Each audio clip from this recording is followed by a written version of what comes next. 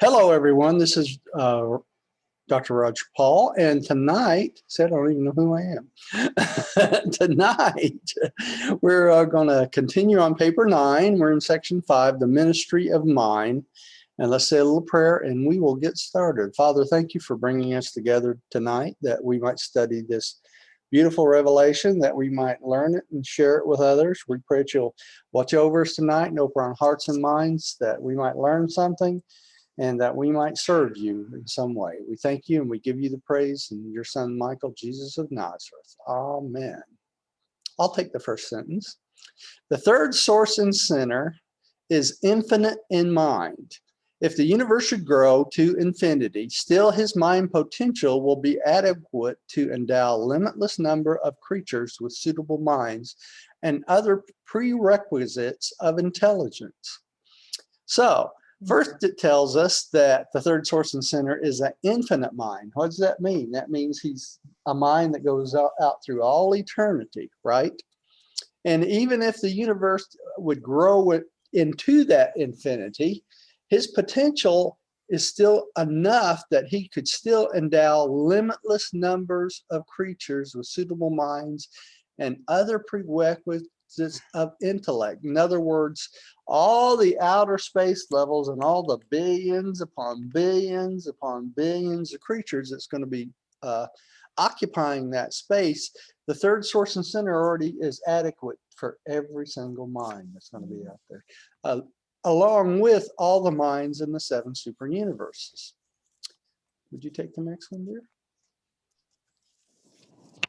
In the domain of created mind, the third person, with his coordinate and subordinate associates, rules supreme. The realms of creature mind are of exclusive origin in the third source and center. He is the bestower of mind. Even the father fragments find it impossible to indwell the minds of men until the way has been properly prepared for them by the mind action and spiritual function of the infinite spirit. So even before a father fragment can come into a being, it has to be prepared for the mind circuit of the third source and center, right? Because the creation of mind comes from the third person of deity, right? Then, and he is also the bestower of that mind, right? All right. Let's go on to the next one. Tim, would you take the next one? We also have Rodney with us. How you doing, Rodney? Hey, Rodney. Doing good, guys. The unique feature of mind is That's that it unique. can.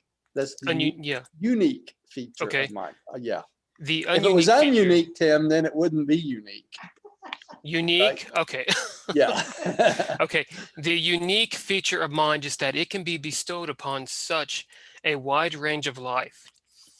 Through his creative and creature associates, the third source and center ministers to all minds on all spheres.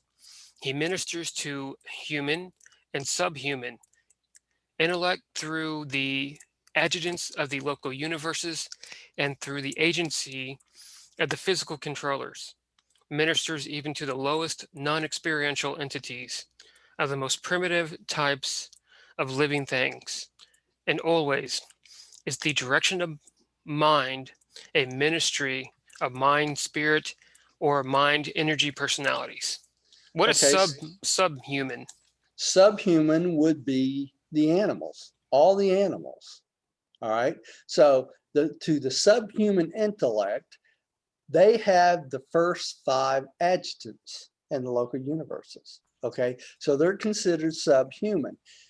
The way something becomes human is it has worship and wisdom. And that's the only difference between the animals and us. Okay. The other thing it mentions here is through the agencies of the physical controllers. Do you see that? So the physical controllers has something to do with the animals, and it ministers to these animals because they're non-experiencing entities. Is that the master physical controllers? No, yeah, there's master physical controllers, but I guess you could call these the minor physical controllers, because these are the physical controllers that are on Earth. All right, so they're the lower level of the physical controllers, but they minister to these animals because they're considered non-experiencing entity, and they're primitive types of living things. Now, they have short-term memory. Okay, they recognize who you are. They know they have a consciousness of who they are as animals, but they don't have experience in the sense that a human does. Okay, so this experience is not something that would last through a long, long period of time. That's why you would consider it short-term memory. And when I'm talking about short-term memory, this may last up to 15, 16 years, you know, for an animal. But it's not a long-term memory thing, and that's why they call it non-experiencing. They have experiences, but it's not a permanent experience to them like it is us. Okay? And it's also true that animals have the first 5 adjutants, but they don't have the other 2, which is worship and wisdom. That's correct. That's correct. But they do definitely have the first 5. Okay, just like us. Now, if you were a human being and you never developed worship and wisdom, what would that make you? An animal. An animal. That's right. So you're treated just as if you're an animal, and you're still ministered by the physical controllers, but also the lower types of angels too. You would be assigned to a group seraphim, okay, instead of an individual seraphim, right? All right, because we're all assigned these angels. All right, let's go on. Tim, would you take the next? Did you just read 10? Yeah, you did. Yes, I did. Rodney, would you take the next one? Okay, since the third person of deity is the source of mind, it is quite natural that the evolutionary will creatures find it easier to form comprehensible concepts of the infinite spirit than they do of either the eternal Son or the universal Father. The reality of the conjoint creator is disclosed imperfectly in the very existence of human mind. The conjoint creator is the ancestor of the cosmic mind. And the mind of man is an individualized circuit, an impersonal portion of that cosmic mind as it is bestowed in a local universe by creative daughter of the third source and center. So the reason we can recognize the third source and center, or the conjoint creator, easier is because it is him that gives us our human mind, right? So we have a direct connection to the conjoint creator immediately through the mind circuit, all right? And we also, since the conjoint creator is the ancestor of cosmic mind, we have an individualized circuit in our mind, an impersonal portion, they say, that's connected to that cosmic mind in this life. Okay, so we're connected through that cosmic mind by the local universe creative spirit of the third source and center. And by being connected to that cosmic mind, what does that mean? That means since we're plugged in to the cosmic mind, we're plugged in with every other creature that's minded in all 7 super universes. You think about it, right? So we're plugged into a circuit that everyone is plugged into, right? And remember that video I sent y'all about, it talked about by Dr. Greer? That's what he's talking about using to communicate with other beings, okay? Through prayer and meditation. All right, let's go on. I'll take the next one. Mind on Urantia is a compromise between the essence of thought perfection and the evolving mentality of your immature human nature. The plan for your intellectual evolution is indeed one of sublime perfection, but you are far short of that divine goal as you function in the tabernacles of flesh. Mind is truly of divine origin, and it does have a divine destiny, but your minds are not yet of divine dignity. What are they talking about? Since our mind is a part of the cosmic mind, or the third source and center, it has part of a sublime perfection. You see that? We're plugged into an intellectual evolution or a mind that is perfect. All right. But in this flesh we have today, we fall way short of what we can be and what we will be. Okay. Because we have a divine destiny doesn't mean that right now that we are of divine dignity yet. Right. Because we're just starting out and we're learning as we go. All right. Roger, Yeah. I'm not sure, but I think you skipped one. Oh, did I? Because, Yes. is it because the third person? Third person? I sure did. Mm. All right. Tell you what, Rodney, would you take that one for me? Okay, but I had a question. Yeah, go ahead. Is it because we can't comprehend?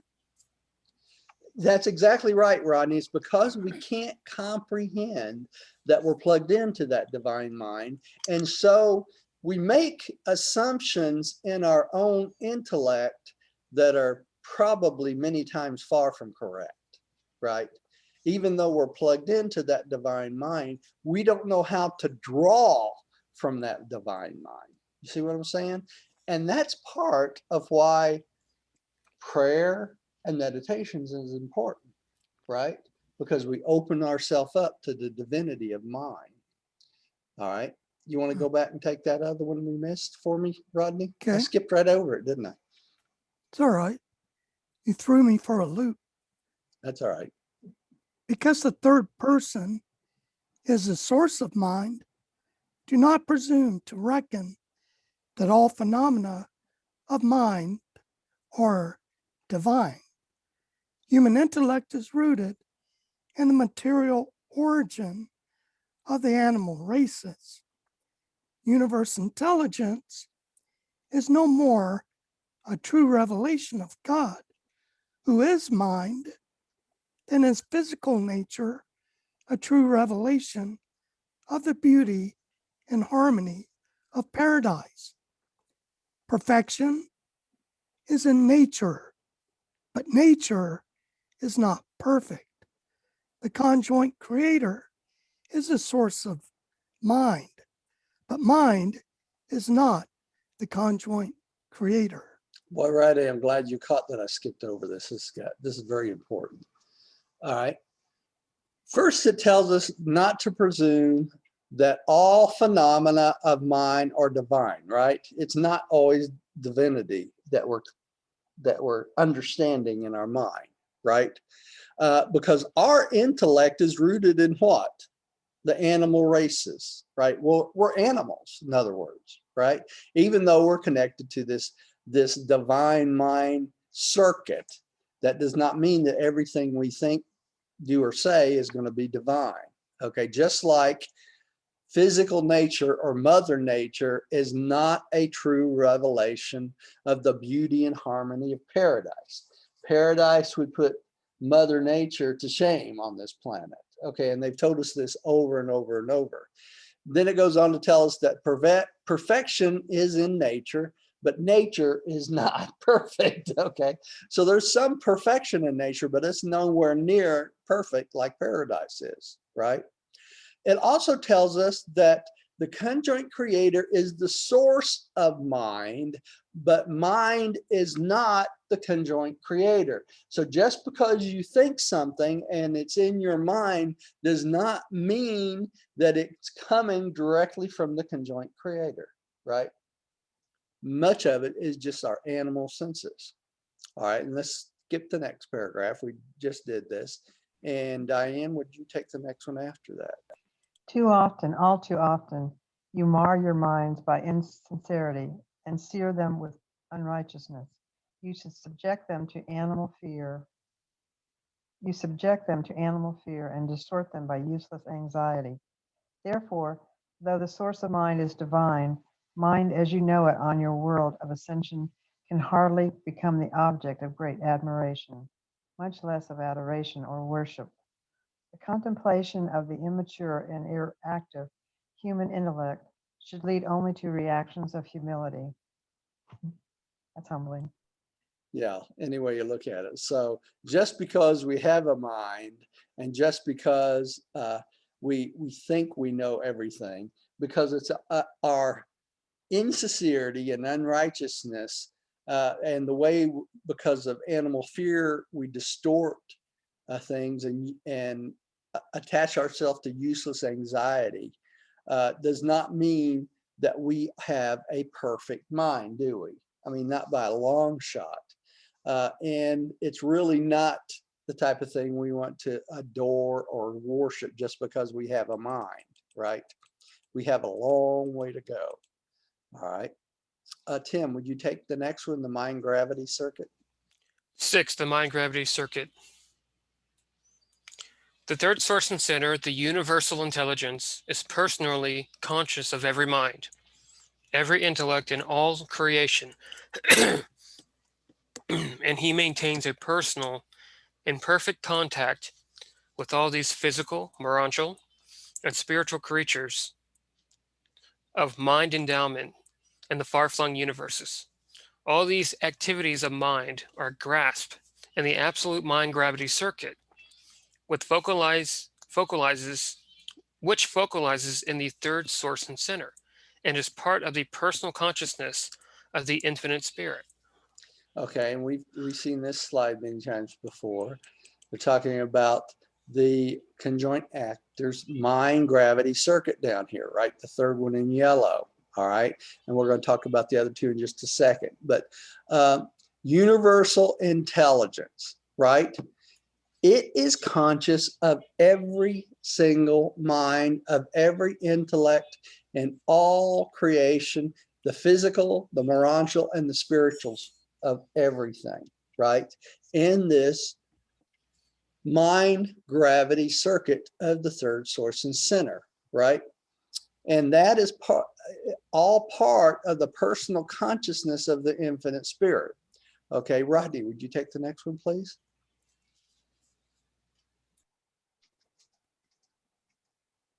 It's just overwhelming. It is. Much as the Father draws all personality to himself, and as the Son attracts all spiritual reality, so does a conjoint actor exercise a drawing power on all minds. He unqualifiedly dominates and controls the universal mind circuit. All true and genuine intellectual values, all divine thoughts and perfect ideas are unerringly drawn into this absolute circuit of mind. Okay, so just like the Father and the Son draws the personality into the gravity circuit of the Father, and the Son, the spiritual, into the gravity of the spiritual gravity circuit, the conjoint actor draws all mind into the gravity circuit of the conjoint actor, the mind gravity circuit, just like paradise material gravity draws us in, right? But something I want to mention here, it says here all true and genuine intellectual values, all divine thoughts and perfect ideas are unerringly drawn into this absolute mind circuit. It sounds like perfection to me. Sounds like perfection. Now, do you think as you're walking around your house every day and you're doing things and you're thinking, what's going on in the outside world and what you're having for supper and when you stub your toe. You think all that goes into the mind circuit? Not likely, right? That's just mind noise, I would call it, right? Why is that? Because it has no true, genuine intellectual value. You see what I'm saying? Just like in your experience in this lifetime, and when you wake up on the mansion worlds, what do you think you remember? You remember things that are spiritually significant, right? The rest of it is just noise, all right? This is the scaffolding, they say, that falls away at death because it has no value to you when you get to the mansion worlds, okay? So you won't be troubled with all this, oh, did I turn off the coffee pot when I got to the mansion worlds? You know? That kind of stuff won't matter anymore because that's just mind noise, right? And we all have it. We walk around thinking about things all day long. Some of us think more spiritual things than others. Others never have a spiritual thought in their life, hardly. You know, they're walking around basically as the walking dead, if you think about it. But anything of true, genuine intellectual value or divine thoughts or perfect ideas are all drawn into the absolute circuit of mind. Okay, so you don't have to worry about losing anything, no matter how good your memory is, right? You won't lose a thing. It goes into that mind circuit, and when you get to the mansion worlds, it's rehearsed by your guardian angels, right?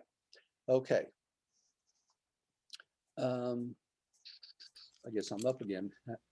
Mind gravity can operate independently of material and spiritual gravity, but wherever and whenever the latter two impinge, mind gravity always functions.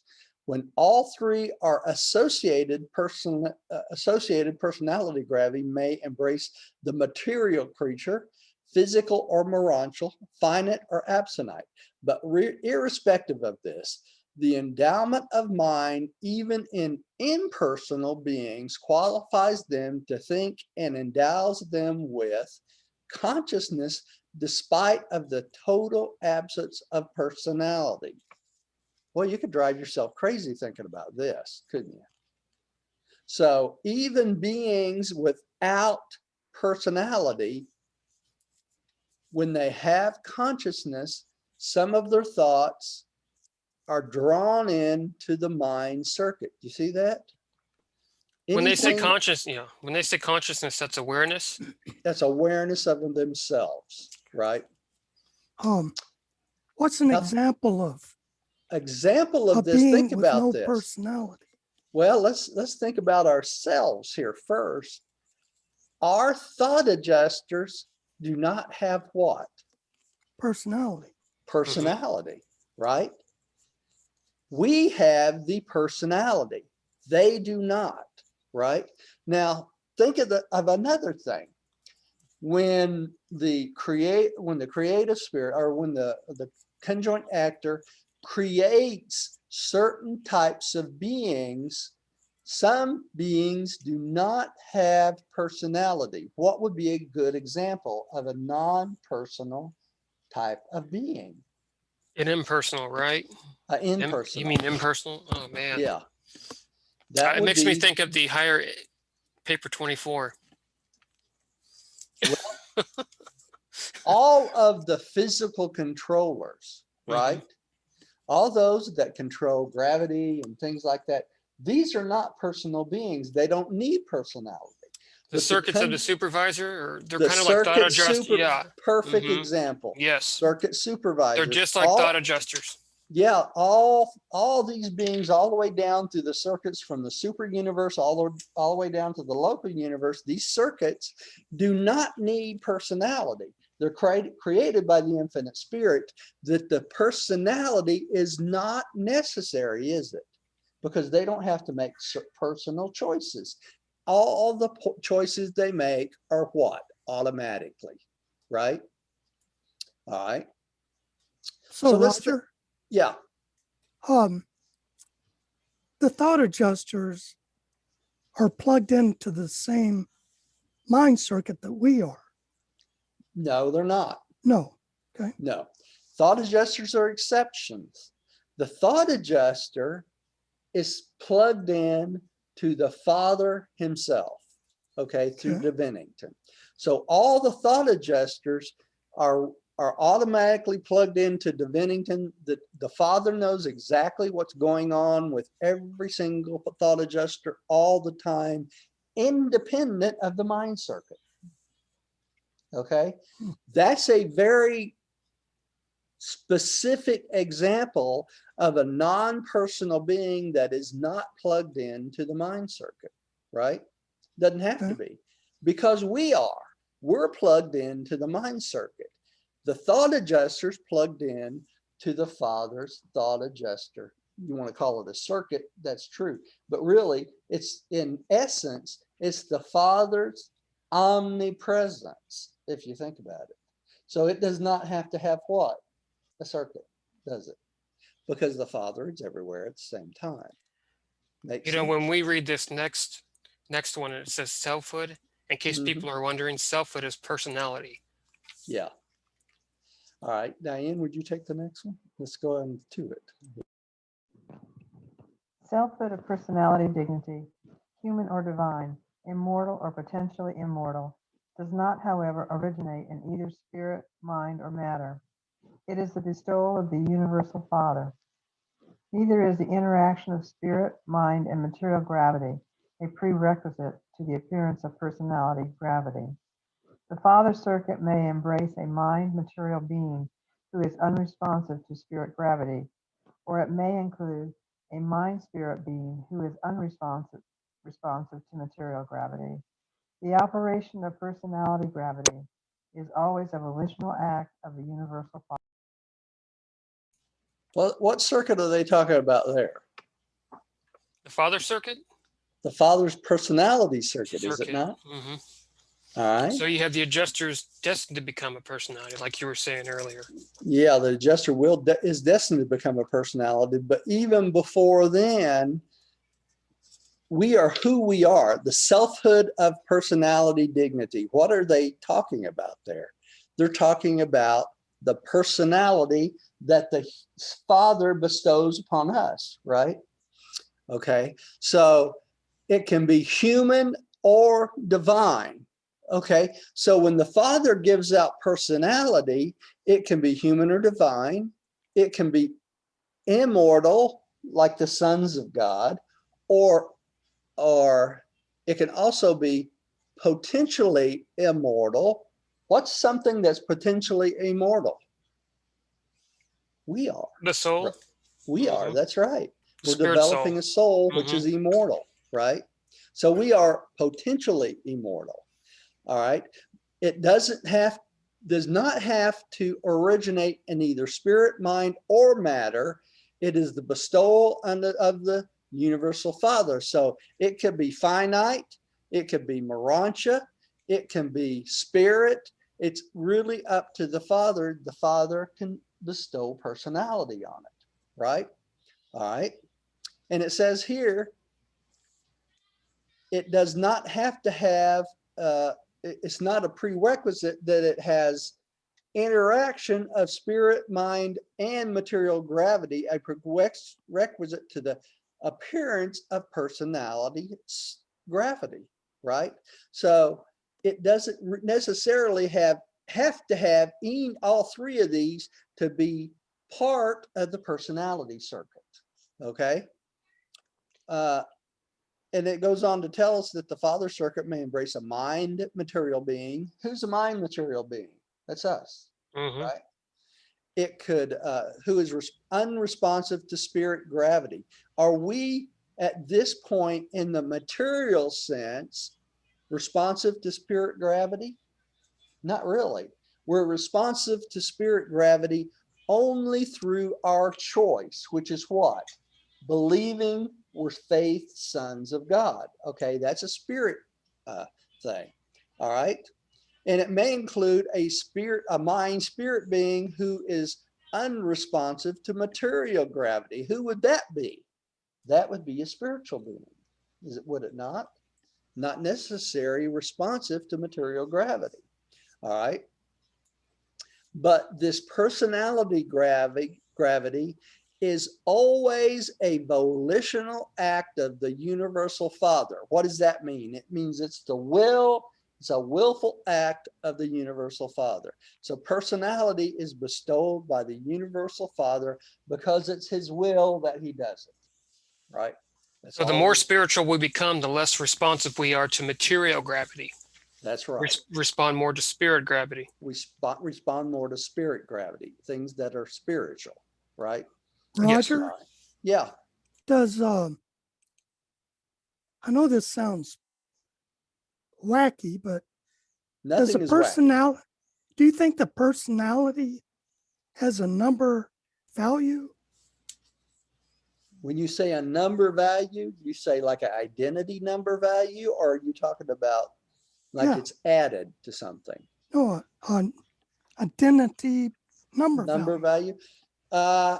It probably does, but probably the only being that knows what that identity number is would be the universal Father, because it's part of his circuit, right?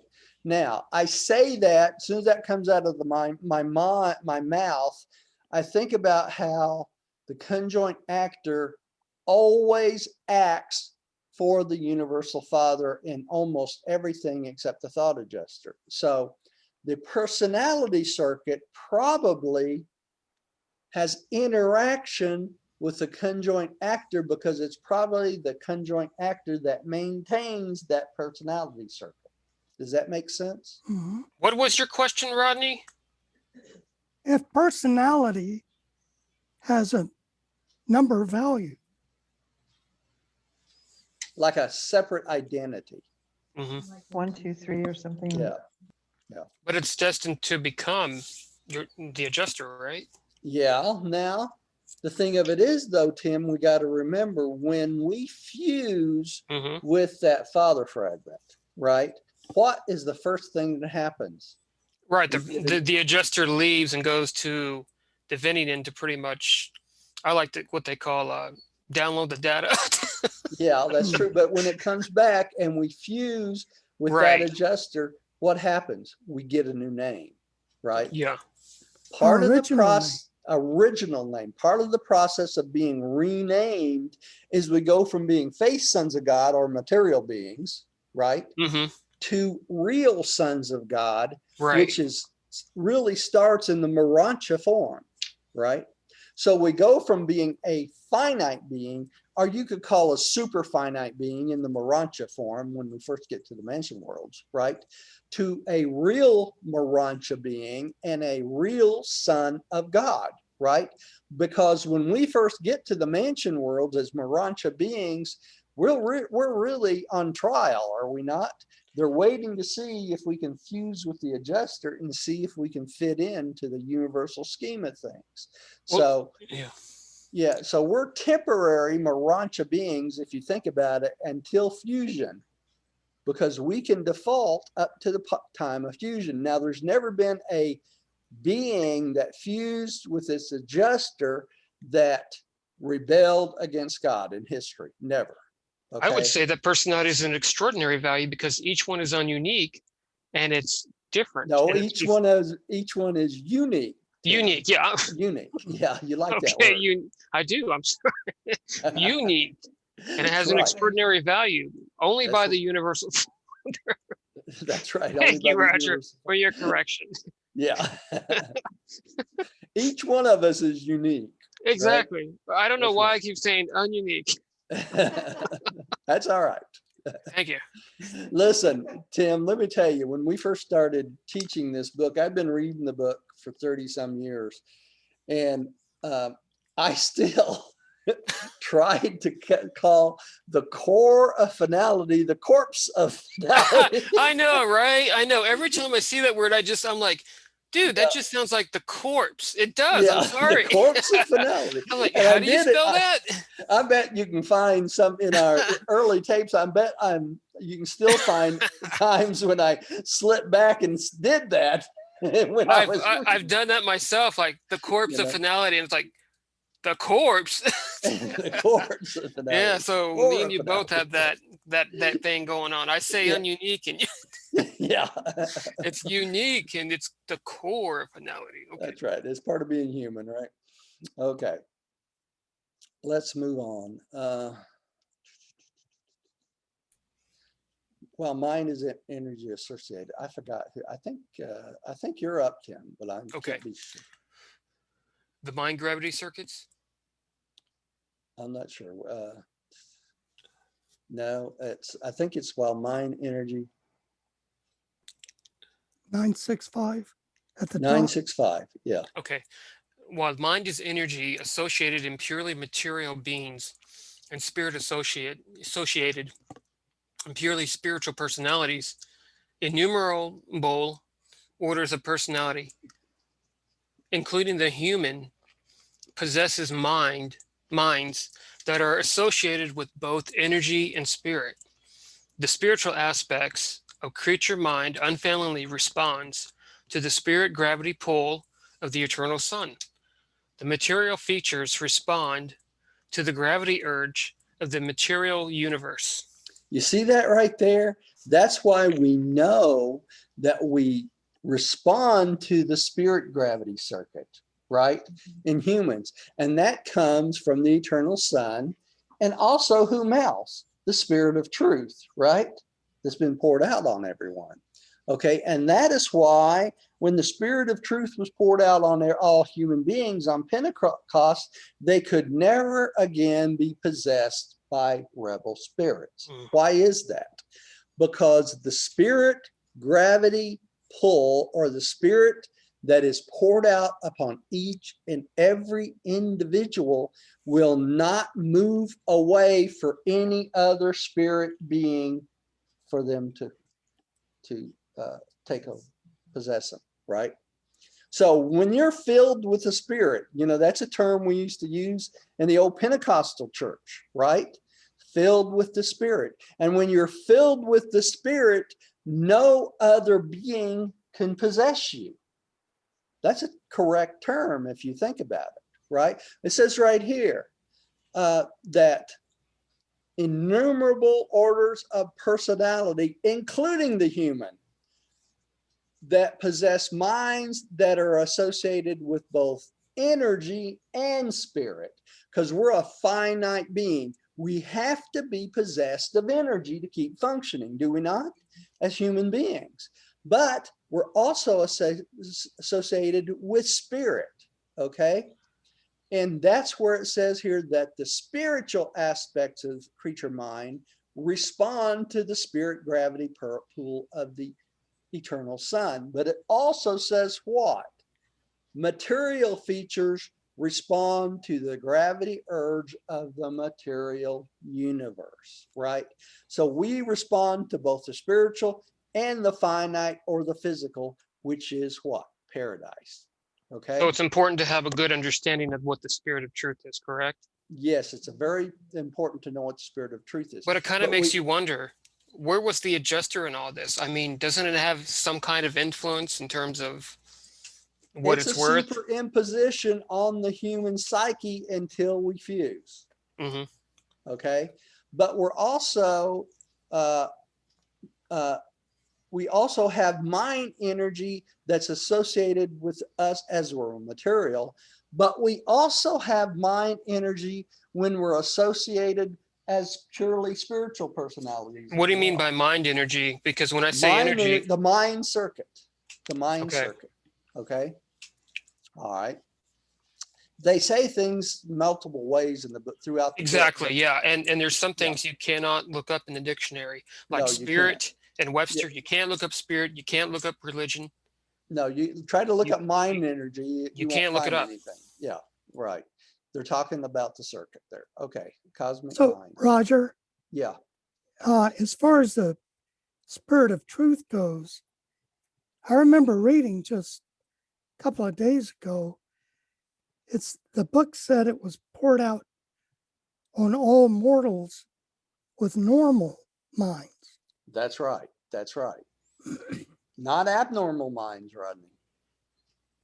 Right? Not to be disrespectful, but like people that are handicapped, retarded, is there any kind of, I mean, do they qualify? What's the situation?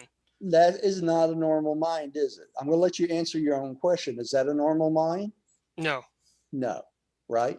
Who's in charge of those without normal minds? Because can he make moral decisions? I mean, you have to talk to somebody a little bit more experienced, but who's in charge of those without normal minds?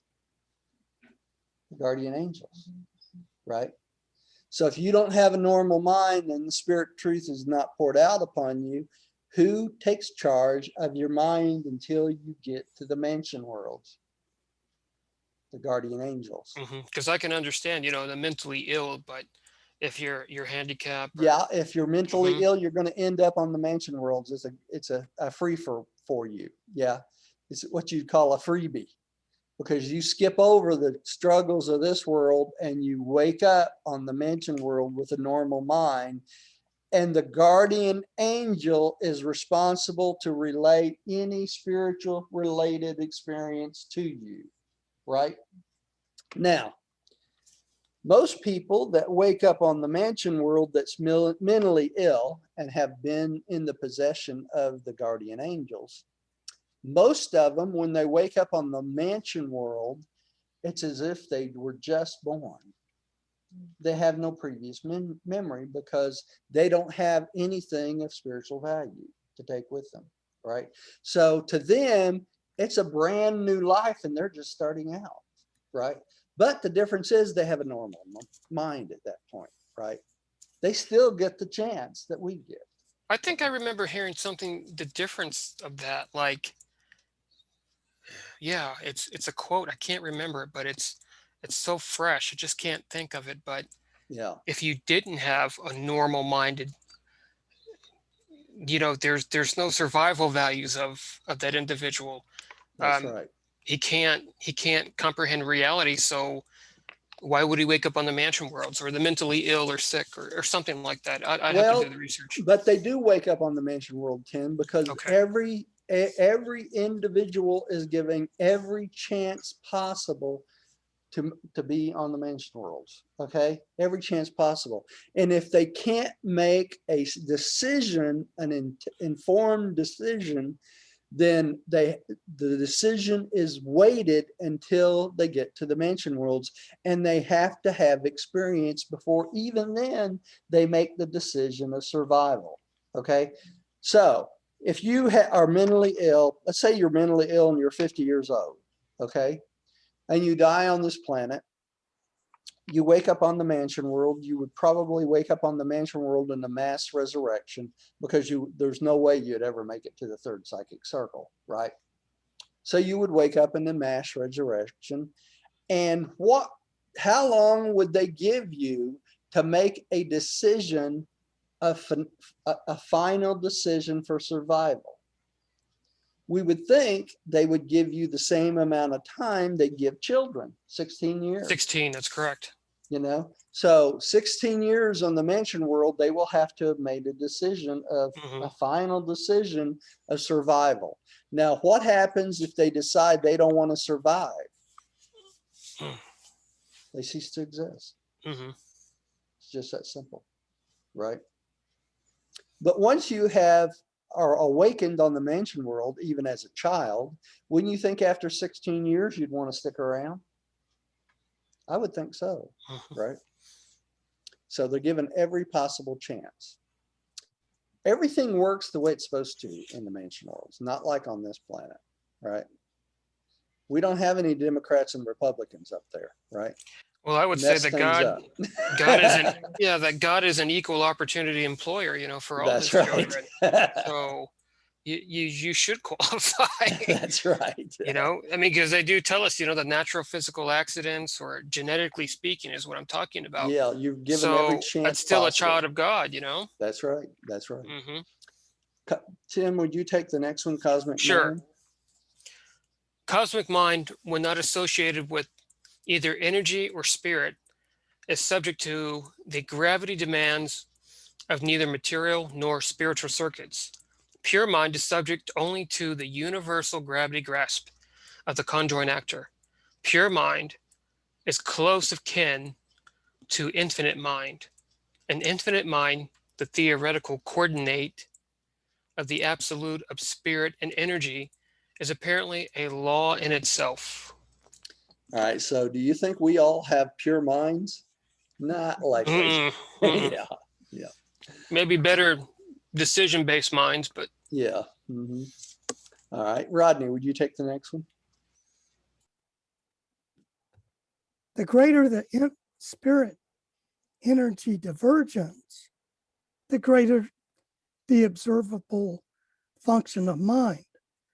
The lesser the diversity of energy and spirit, the lesser the observable function of mind.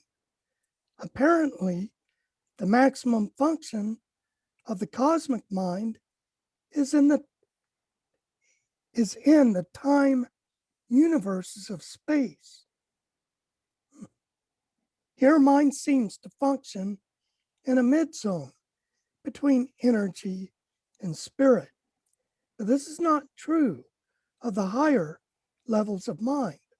On paradise, energy and spirit are essentially one. Okay. Now, the reason I didn't go much into the one paragraph above this is because these kind of go together, if you think about it. Because cosmic mind is not associated with either energy or spirit, right? And is subject to the gravity demands of neither material nor spiritual circuits, right? So, because it's not responsive to with either energy or spirit, it's on its own. Cosmic mind is an entity by itself, right? It's more closely akin to infinite mind, okay, which we are not, definitely not infinite mind. when you say cosmic mind, you're talking about the seven master spirits, right? No, I'm talking about the super universe level. Well, yeah, you're talking about the seven master spirits because it comes down through the seven master Right. spirits, Mhm.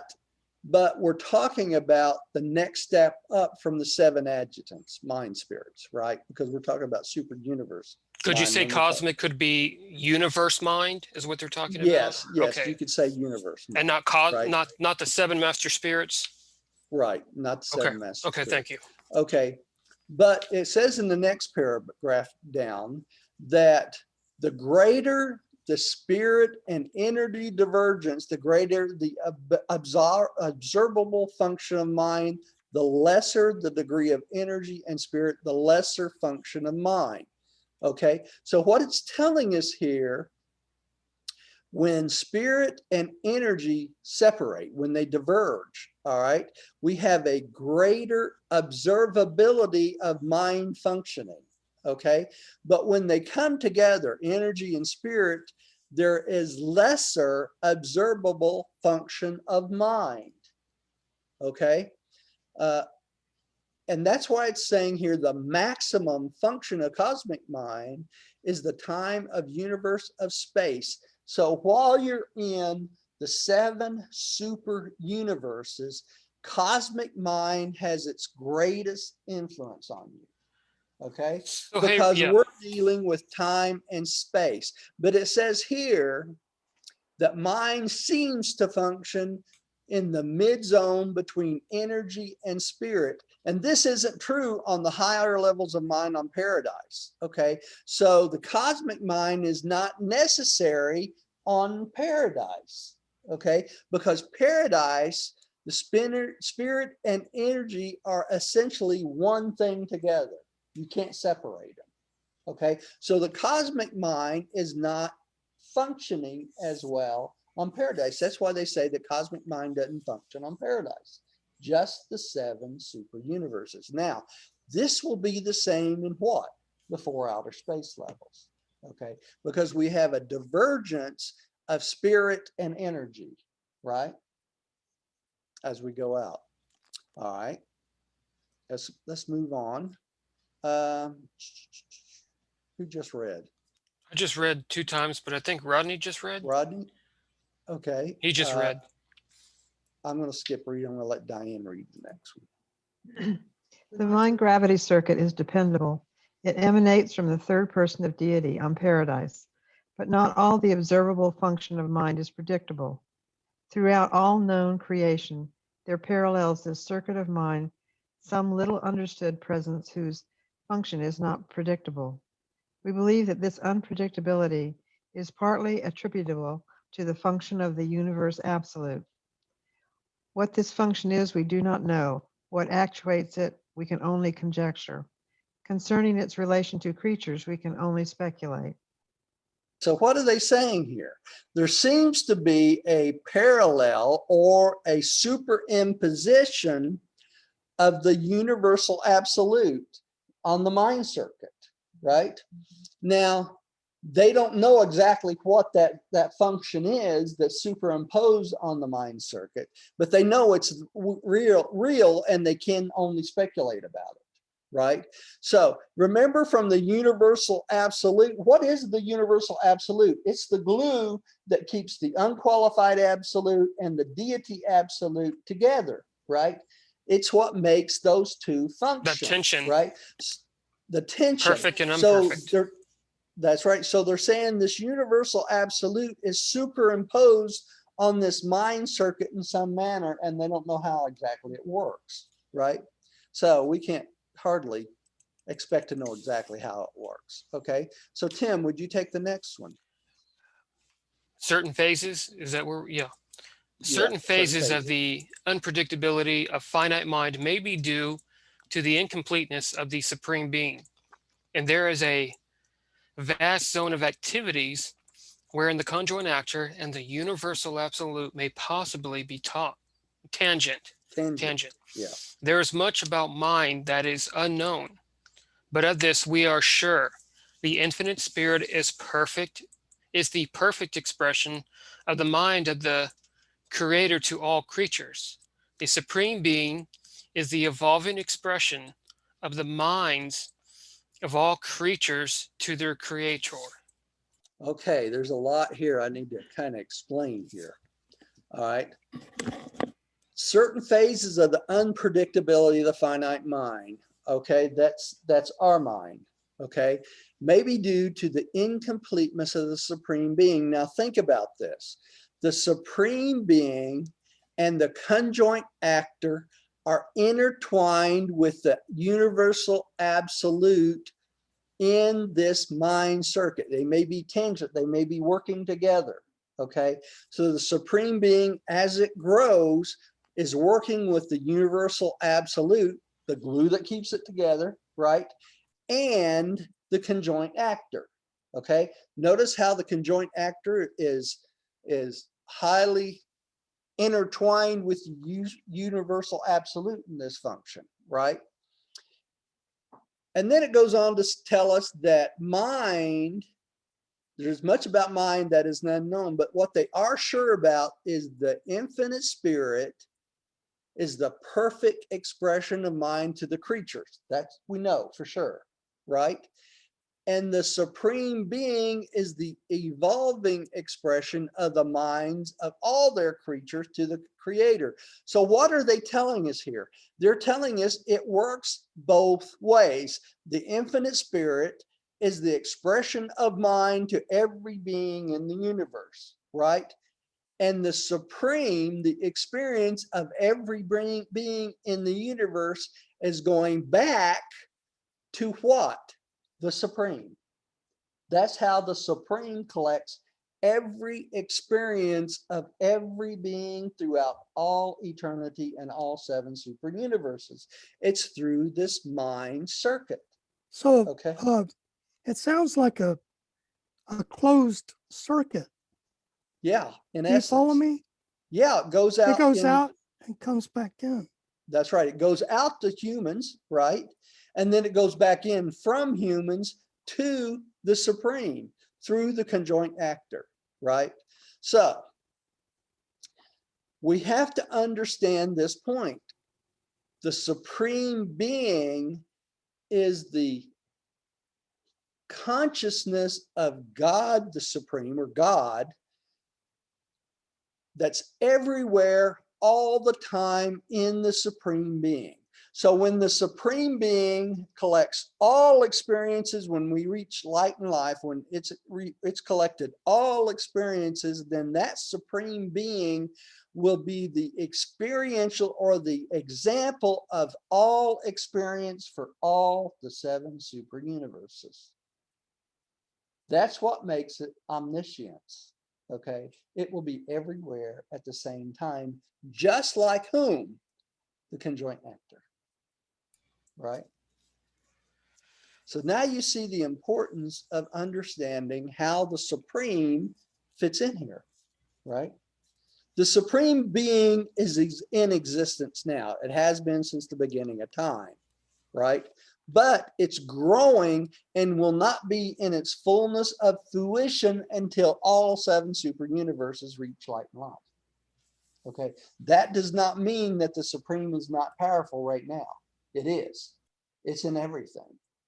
Okay, so the experience of every being, including the creator sons, the local universe, mother spirits, everything is going into the Supreme. Okay, and now we're to universe reflectivity. I think I'm going to take this up next time. All right, because we're switching gears here in this one, and we got I think we got 2 more sections in this. Yeah. Well, I'd like to say the prayer tonight. Would you? Okay. Sure. Go for it. You ready? I'm ready. Go for it. Let it be known that God is not only with us, he is in us. His life is infused into all. Embrace his love as you trust that his power is real in your daily life. Let us pray. Lord, keep us in the stream of your Holy Spirit so that the flow will saturate our lives. We thank you for working in us so that we can live in you. The Spirit himself bears witness with our spirit that we are children of God. God's Spirit leads and convicts us. The fruit of the Spirit is love, joy, peace, patience, kindness, goodness, faithfulness, gentleness, and self-control. Amen. Amen. And thank you at home for listening Amen. to us tonight. You want to stop the recording over there? We appreciate you coming.